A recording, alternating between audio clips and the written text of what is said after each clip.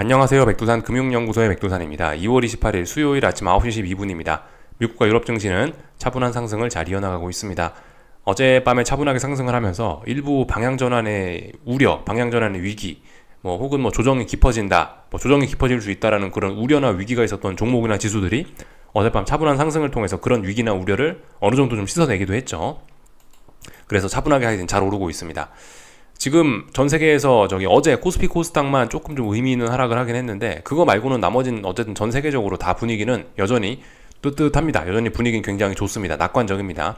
주식시장 천천히 잘 올라가고 있고 그런 상황이에요. 하여튼 어젯밤엔 계속해서 어쨌든 요즘 이번 주 들어서 계속해서 나타나는 현상이긴 한데, 상승이 좀 차분합니다. 좀 굉장히 상승 속도가 느립니다. 이런 점들은 엔비디아 실적 때문에 급등했던 거에 대한 피로감 때문에 이렇게 지금 힘이 없다라고도 그렇게 갖다 붙일 수도 있고요. 또 하나는 아니면 이제 이번 주 목요일 날 밤에 발표 예정인 미국 물가 지표를 앞두고 시장이 경계하고 있다, 요렇게라도 그런 식으로도 표현을 할 수가 있긴 있습니다. 그래서 하여튼 어떤 중요한 지표 발표를 앞두고 혼조하다, 혹은 엔비디아 실적 때문에 급등한 이후에 혼조하다, 그런 식으로 이야기를 갖다 붙일 수 있긴 해요. 하여튼 주식시장은 잘 올라가고 있고 어떤 변화의 신호 이런 거는 없습니다. 어젯밤 여러 가지 지표들이 발표가 됐는데 그다지 시장에 영향을 미친 그런 건 없었고요. 굳이 시장 참가자들이 주목한 거, 그나마 눈에 띄는 게 있었다면은 애틀란타 페드 GDP 나우, 요게 2.9%가 예상치였는데 3.2 나왔습니다. 이 지표를 통해서 사람들은 미국 경제가 역시나 튼튼하구나 라는 거를 다시 한번 확인을 하게 됐죠. 이쯤에서 이제 채권 시장 이야기를 좀 잠깐 할까 하는데, 어제 채권 시장 10년물 국채금리입니다. 10년물 국채금리는 이런 식으로 좀 이제 다시 상승을 했죠. 상승 마감을 했어요. 이 상승을 2거래일 연속으로 하면서 지난 2월 23일 날 금리가 한번 급락을 했었는데, 이 급락을 거의 다 극복하는 그런 모습입니다. 많이 극복하고 있어요. 그래서 이 금리의 방향성이 이 음봉 하나 때문에, 2월 23일 이 음봉 하나 때문에 이거 혹시 금리의 상승이 일단락된 거 아니냐, 일단 끝나고 다시 아래쪽으로 가는 게 아니냐라는 생각을 좀 했었는데, 어젯밤까지 이제 금리가 이렇게 상승을 하면서 일단은 금리의 방향성은 위쪽으로 올라가는 건 맞는 것 같다라는 생각을 조금 더 가능성을, 그쪽 가능성을 좀 더 높였죠. 그래서 일단 하여튼 금리는 계속해서 올라갈 생각이 있는 것 같습니다. 어젯밤 GDP가 잘 나오고 그러니까 금리가 올라갔다라고 이렇게 볼 수가 있겠죠. 그래서 어젯밤이, 그러니까 26일, 27일 이렇게 2거래일 동안 금리가 다시 올라준 것이 금리의 어떤 금리의 우상향, 방향성을 확인하는데 좀 큰 도움이 되긴 했습니다. 물론 아직 중요한 저항을 넘어서진 못했는데 이 정도 했으면 넘어설 것 같긴 해요. 금리의 방향성은 일단 위쪽으로 좀 굳어지는 것 같긴 합니다. 지금 하여튼 채권 시장에 영향을 미치고 있는 거는 이제 크게 두 가지 담론이 있겠죠. 하나는 이제 금리 인하와 관련된 그런 이슈가 채권 시장의 주요 포인트고, 또 하나는 이제 좀 전에 봤던 미국 경제가 좋다 나쁘다에 관한, 미국 경제에 관한 그런 논점이 하나가 있는데, 그래서 지금 두 가지 이슈가 싸우고 있는 거죠. 시장 참가자들 금리 인하 기대감 그런 거 갖고 있잖아요. 금리와 관련된 그런 기대감은 이제 금리를 아래쪽으로 떨어뜨리려는 그런 요소고, 이 GDP 경제 성장률이 좋다 이런 거는 이제 미국 경제가 좋다는 거니까 이건 금리가 올라가는 요소이긴 하죠. 그래서 금리 인하 기대감과 미국 경제가 좋다라는 거 사이에서 이 금리가 지금 방향성을 잘 못 잡고 있었는데요. 근데 어쨌든 보시면은 지난 2거래일 동안 금리가 상승하는 모습, 또 그리고 GDP 성장률이 예상치보다 좋은 그런 모습들을 보니까 결과적으로 채권 시장에서는 이쪽이 이기는 것 같습니다. 미국 경제가 좋다라는 그런 인식이 이 금리 인하 기대감 이런 거를 조금 앞서고 있는 것 같아요. 그래서 금리는 전반적으로 좀 올라가려고 마음을 먹는 것 같다라고 이렇게 확인을 할 수가 있겠습니다. 달러 인덱스도 어젯밤에 그래서 상승을 했거든요. 근데 이게 보시다시피 달러도 좀 답답해요. 달러도 결과적으로 그거 두 가지를 놓고 싸우는 것 같아요. 조금 전에 채권 시장에서 말씀드렸던 이 미국 경제가 좋다 나쁘다에 관한 그런 논의, 또 그리고 금리 인하 기대감, 그 두 가지가 싸우고 있다 말씀드렸는데, 달러에도 비슷하게 달러도 그런 논리로 움직이고 있다라 보시면 되겠습니다. 달러는 그래도 금리 인하 기대감 이런 게 조금 더 그런 것들이 조금 더 강하게 작용을 하는지, 아니면 아니면 유럽의 그 통화정책 기대감 그런 것 때문인지, 일단 달러는 조금 약하게 하락을 하고 있는데요. 근데 얘도 사실 이게 하락이 굉장히 둔화가 돼갖고, 사실 속도는 하락하는 속도는 사실상 0에 가까운 그런 정도 수준인 것 같습니다. 그래서 어쨌든 계속해서 이 답답한 흐름이 이어지고 있긴 있는데, 미묘하게 일단 달러는 단기적으로 계속 아래로 가고 있고, 금리들은 계속해서 일단 위로 올라가고 있죠. 근데 어쨌든 아직까지는 어제 말씀드렸다시피 지금 평화로운 그런 구간이라고요. 금리도 그냥 따로 놀고 달러도 따로 놀고 주식시장도 따로 놀고 그런 평화로운 구간이라서 아직까지 뭐 서로가 서로에 대해서 그런 뭐 눈치를 보지 않고 그냥 제각각 움직이고 있는 그런 상황이라서 뭐 이런 점들은 뭐 아직까지 뭐 주식시장에 큰 영향을 미치고 그런 건 아니라고 볼 수 있겠습니다. 이쯤에서 오래간만에 잠시 켠 김에 장단기 금리차 한번 확인만 할까요? 장단기 금리차도 현재 이런 모습입니다. 어젯밤에 장단기 금리차가 뭐 조금 더 상승을 조금 더 정상화 쪽으로 이렇게 이런 방향을 잡긴 했는데 어쨌든 얘도 그래요. 얘도 지금 보시면 이게 뭐예요? 이거 박스권이죠. 얘도 아직 뭐 그다지 그다지 어느 쪽으로 움직일 만한 그런 생각은 없습니다. 얘가 뭐 공격적으로 아래로 내려오거나 공격적으로 위쪽으로 올라가거나 아직까지는 이 박스권이기 때문에 그런 명확한 그런 건 잘 보이지 않습니다. 얘가 이 위쪽으로 올라갔을 때 잘해야 올라가는 거죠, 그죠? 아래쪽으로 갔을 때 아래로, 여기서 잘해야 아래로 가는 거고. 하여튼 지금은 박스권입니다. 전반적으로 다 금융시장이 뭐 조용하다, 이렇게 일단 계속해서 말씀을 드릴 수가 있겠습니다. 그래서 어제 제가 어제 영상에서 주로 좀 강조 말씀드린 게 너무 장기간, 오랜 기간 좀 평화가 지속되고 있다라고 말씀을 드리면서, 근데 사실 그러면서 너무 장기간 오랜 평화가 지속되는 거는 사실 지금 이렇게 평화로운 순간에는 사실 어떤 뭐 위기나 뭐 이런 거에 관해서 이야기를 할 수 없는 게 맞습니다. 위기나 하락이나 뭐 어떤 추세 전환에 관해서 이야기할 만한 건덕지가 전혀 없는 게 맞긴 맞아요. 제가 그래서 어제 영상에서 비교적 좀 조심스럽게 좀 그런 이야기를 좀 드리긴 했는데요. 어쨌든 근데 너무 장기간의 이런 오랜 평화는 이 대가를 좀 치를 수가 있기 때문에 조금 좀 주의를 하셔야 되긴 됩니다. 어제 제가 장기간의 평화라고 말씀을 드렸는데 이제 뭐 그런 거를 좀 정당화하는 그런 데이터들이 좀 있긴 있더라고요. 한 가지만 좀 보겠습니다. S&P 500 기준으로 해서 17주 중에 15주가 상승한 이런 좀 이례적인 거는 89년 이래 처음이라고 합니다. 요게 보시면은 여기 써 있죠. 17주 안에 15주가 상승한 게 지금까지 S&P 중에 이게 그런 경우가 몇 번이나 있었냐? 89년 이때 한 번 이후로 처음이다. 30몇 년 만에 처음인 거죠. 30몇 년 만에 처음. 그러니까 굉장히 지금 이례적으로 시장이 굉장히 평화로운 거라고 보실 수가 있겠습니다. 근데 여러분들 89년 이후에 무슨 일이 있었죠? 89년 이후에 일본 버블 꺼지면서 굉장히 시장이 좀 안 좋았던 그거 기억하시죠? 이거 이후에 물론 뭐 미국 증시가 어땠는지는 저도 정확하게 잘 기억이 안 납니다만은 하여튼 89년 이후로 처음이라 그러죠. 89년에는 일본의 버블이 터진 해다. 이렇게 일단 볼 수가 있겠습니다. 역사가 또 반복되는지는 모르겠는데 하여튼 제가 지금 이 데이터를 통해서 여러분들께 말씀드리고 싶은 거는 이 장기간의 평화라고 어제 말씀을 드렸는데 얼마나 장기간의 평화냐? 역사책에 길이 남을 만큼 지금 어마어마한 좀 그런 장기간의 평화라는 겁니다. 그래서 좀 이런 거 같은 경우는 무조건 좀 추종을 하기보다는 지금 이런 장기간의 평화가 잘 확률적으로 나타나기 어려운 일이란 거예요. 그래서 이에 대한 마음의 준비나 어느 정도 좀 어쨌든 너무 이런 낙관론에 같이 젖어서는 안 된다라는 이야기를 좀 드리고 싶은 겁니다. 제가 계속해서 말씀드리지 않습니까? 그죠? 이 투자가 지금 이 바닥은 움직이는 논리가 이 어떤 확률 게임이라고요. 확률의 논리로 움직이죠.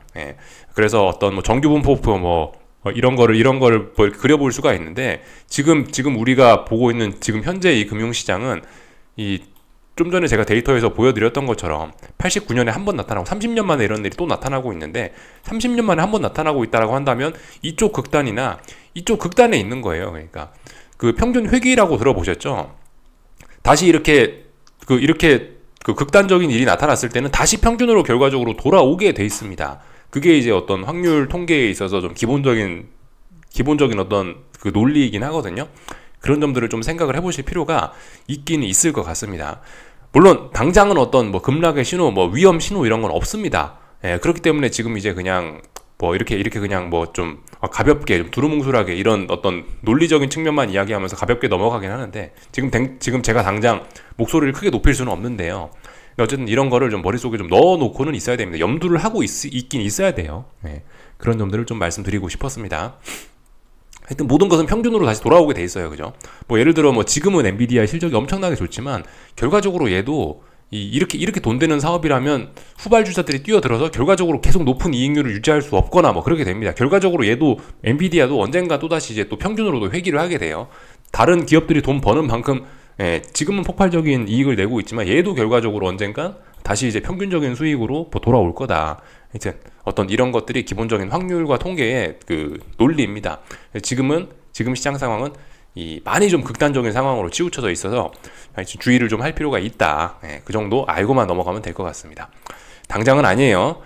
근데 아무튼 이렇게 극단적으로 일단 뭐 치우쳐져 있기 때문에 이 어떤 뭐 지표 하나 뭐 이런 것들이 좀 중요할 수 있긴 있는데, 이번 주 목요일 날 밤에 물가 지표가 발표가 되니 조금은 좀 집중을 해서 볼 필요가 있지 않겠나라는 생각이 들긴 해요. 그래서 일단 쭉 말씀을 드려봤고요. 어젯밤에 뭐 했냐? 아무것도 안 하고 빨리 잤습니다. 장 초반 한 30분 정도 봤거든요. 30분 정도 보다 잤는데, 장 초반에 미국 증시가 좀 하락을 했었죠.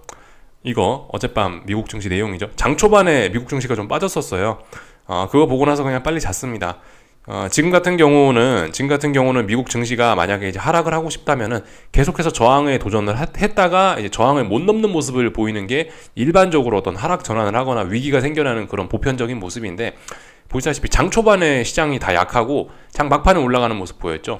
장 초반에 약한 모습 보이니까 아이고 이거 오늘도 하루 종일 거래를 해야 되는데, 장 초반부터 약하다는 의미는 장 막판에 결과적으로 다시 반등을 하거나 아니면 원웨이 하락한다는 이야기인데, 어젯밤 원웨이 하락할 분위기는 아니었고, 그럼 장 막판에 되돌린다는 것 같구나 라고 그냥 생각하면서 편안하게 잤고요. 이런 식으로 해서 미국 증시는 계속해서 올라갔다.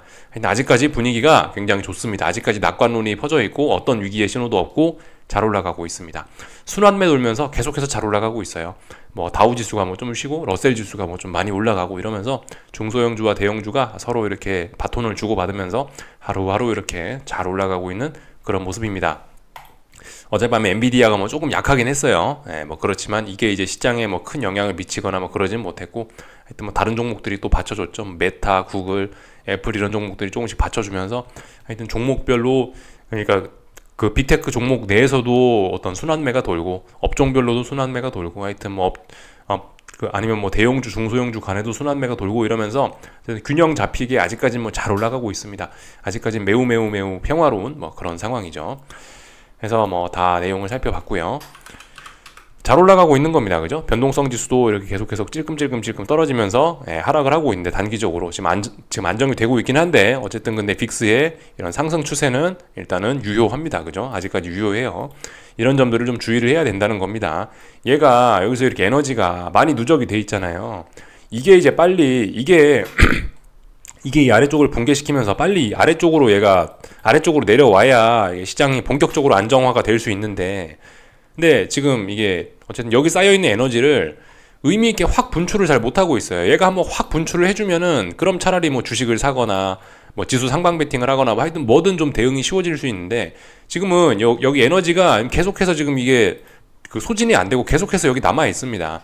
이건 좀 위험한 내용이라고 할 수가 있겠죠. 그리고 지금 빅스가 이게 물론 이제 물론 이제 그 지수에 따라서 뭐 조금씩 차이는 있을 수 있겠지만은, 일단 뭐 13 부근 뭐 이 정도에서 지금 놀고 있는데, 지금 이 13이란 값은 그 코로나 때문에 폭락했을 때 있죠. 시장 폭락했을 때 그때 레벨까지 지금 돌아간 거예요. 사실 이보다 레벨이 여기서 더 확실하게 떨어지기는 사실 이제 조금 좀 어려운 구간에 오긴 왔습니다. 그래서 이런 점들도 조금 좀 주의를 해서 봐야 될 부분이라고 생각을 합니다.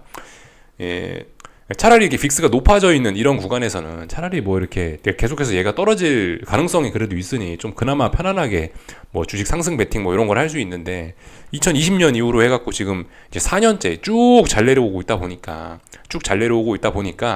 이게 이제 더 이상 이제 이 정도면 일단 내려올 수 있는 한계치 정도까지 좀 내려온 거예요. 그래서 사실 이런 구간부터는 이제 조금 좀 긴장을 좀 할 필요가 분명히 있긴 있습니다. 지금 다 같이 낙관론에 젖어 있을 때 거기에 휩쓸리면 조금 좀 위험할 수 있어요. 그렇게 되면 심리적으로 좀 타격이 좀 클 수 있습니다. 나중에 심리적으로나 계좌에나 좀 타격이 좀 있을 수 있어요. 다 봤고요. 하여튼 뭐 S&P, 나스닥 어젯밤에 올라가면서 어젯밤에 상승 마감하면서 어떤 지난 몇 거래일 동안 저항 누적시켰던 걸 어느 정도 소화하면서 일단 추가 상승 가능성을 보여주고 있습니다. 나스닥도 그렇죠. 지난 뭐 몇 거래일 동안 한 3거래일 동안 넘지 못했던 자리를 다시 양봉으로 머리를 들이밀면서, 야 아니야, 쌍고점 아니야, 나 좀 더 올라갈 거야 라고 하면서 매물 소화하는 모습을 보여줬습니다. 나스닥 기준으로는 이제 더 올라가겠다는 의지를 어젯밤에 밝힌 건데요. 이쯤 했으면 이제 오늘 밤에 반드시 가야 되는 게 맞습니다. 이쯤 해놨으면요. 근데 오늘 밤에도 이렇게 만약에 이제 뭐 이렇게 저항을 누적하면서 여기서 못 간다, 그럼 이제 또 다시 또 미궁에 빠지게 되는 거긴 합니다. 하여튼 좀 빨리빨리 좀 시원한 상승을 보여주든지 했으면 좋겠는데, 이게 안 시원해요. 계속해서 답답합니다. 오늘 밤은 이쯤 해놨으면 이제 상승이 자연스러운 모습이 되긴 됐는데 하여튼 뭐 지켜보자고요. 저는 일단 아직까지 아무것도 안 하고 있긴 합니다. 쌍고점 가능성은 거의 극복은 하긴 했는데 어쨌든 네. 거의 극복하긴 했는데 아직까지 중요한 자리, 넘어가야 될 자리는 아직 넘어가진 않았죠. 하여튼 그런 상황이에요. 다 말씀을 좀 드려봤고요. 금리와 달러는 아까 전에 미리 봤으니까 패스하고, 이 선물은 지금 선물이 위쪽으로 튀어 보이는 거는 이거는 이제 이 만기일이라 그렇습니다. 지금 저 10년 선물, 2년 선물 얘네가 채권 선물들이 만기일이라 갖고 이 차트상에 이게 좀 튀어 보이는 거예요. 어젯밤 실제로 금리는 올랐죠, 그죠? 이렇게 보시면 될 것 같고요. 국제유가 계속해서 오르고 있습니다. 국제유가 분명히 느리지만 어떤 우직한 방향성은 우리가 확인을 할 수 있어요. 위쪽으로 잘 올라가고 있습니다. 상승세가 둔화가 돼서 그렇지 분명히 위쪽으로 방향성 자체는 우리가 꾸준히 확인을 할 수 있어요. 국제유가 올라가는구나. 그리고 뭐 금값은 계속해서 박스권이구나. 그리고 구리값도 전반적으로 박스권이구나. 구리값이 박스권이면은 중국 증시가 계속 오르는 것도 조금 좀 무리가 있을 수 있을 것 같긴 해요.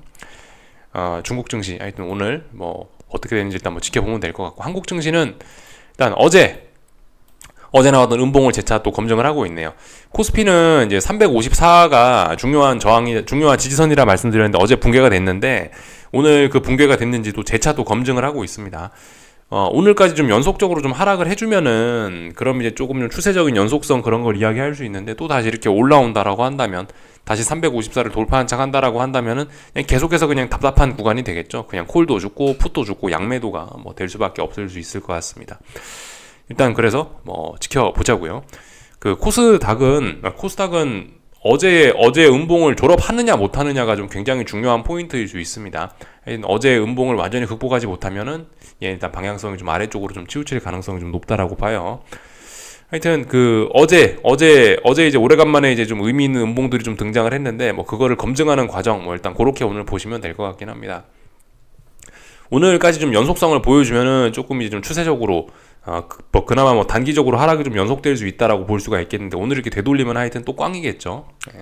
하여튼 뭐 지켜보자고요. 뭐 특별히 뭐 지금 어제는 계속 답답한 구간이라 그렇고, 어제 나왔던 그런 의미 있는 신호들이 완전히 다 어떻게 뭐 되돌려지는지 그런 것들 보시면 될 것 같고, 환율도 그냥 뭐 박스권. 하여튼 뭐 특별히 드릴 이야기가 없습니다. 그래서 뭔가 일단 계속해서 어쨌든 그냥 시간만 죽이고 있죠. 여기까지 하겠습니다. 궁금한 거 리플 남겨주시고 오늘 저녁에 뵙도록 하겠습니다.